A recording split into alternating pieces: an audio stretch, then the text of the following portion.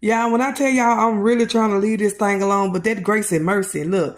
And I tell people I don't proclaim to be this old great singer, but honey, I will give God my praise. You better learn to open up your mouth and continue to tell him thank you. Because if you really think about your life, let's talk about it. I don't know everything about you, but God does. I know about me though. And I know about his amazing grace has really been keeping me. Grace will keep you in places where that old religion will have you bound and ready to take your own life. Let's talk about that. Grace and mercy will mess up the thoughts of the religious people. And I say it and I mean what I say. Because, yes, the word is the word. But remember, God said he'll use the foolish things to constrain the wise. He'll, even with you, where you think you thought you knew God, baby. You'll begin to see God in a whole nother light because now there's another test coming. There's something that's going to come your way. It's going to come your family way. It's going to come.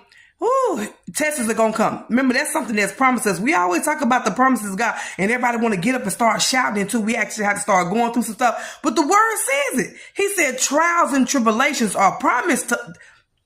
He did not exclude these things. Matter of fact, he said in order to reign with him, you're going to have to suffer with him. We don't know what that's going to look like until we start walking through some stuff. And some stuff showed up and had you want to tap out. Baby, I tell people all the time, I understand. I'm not Jesus. I didn't go through what Jesus went through, but we go through enough to where when we be like, Father, get to looking around. Do you know how this hurt? Right? You know, was this for me? Was this meant for? I'm being funny, but I'm so serious, y'all. I know I ain't the only one that think like that. Come on. Don't leave me out here looking like this by myself, because I'm going to tell you why I know I wasn't the only one. Right? Jesus. When he was on that cross, honey, and you think about it, he said, Father, why have thou forsaken me? That had to have been something he was really carrying.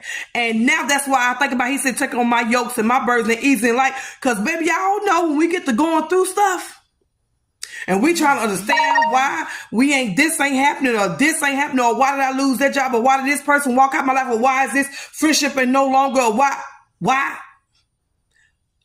Again, begin to keep telling him thank you for that grace and mercy. Because see, your life, what you're maybe upset about and complaining about, somebody wish they had it. Because it's always somebody that's going to be going through worse than you. Their mindset going to be jacked up more than you. Because you know the enemy trying to make you feel like you ain't jacked. Yet mess up.